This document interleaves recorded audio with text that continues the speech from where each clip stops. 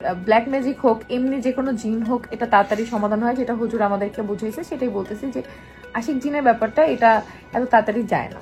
So এটা affected, আমি জানি না কতদিন থাকবো, আল্লাহর ইচ্ছা, বাকিটা এখনো আছি, এটাই বললাম।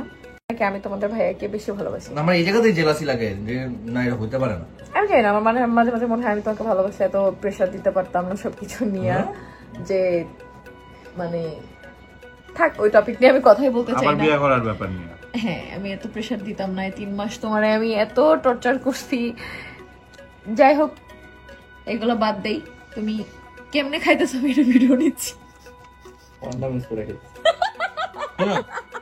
জীবনে একটা কথা, কালকেও হচ্ছে আমাদের থেরাপি সেন্টারে যেতে হবে থেরাপি দেওয়ার জন্য। এতদিন হুজুর বাসায় আসছে, বাট আমি বেশি অসুস্থ ছিলাম দেখে এখন হুজুর সেন্টারে যেতে বলছে। তো আগামীকালকে সেন্টারে যাব ইনশাল্লাহ।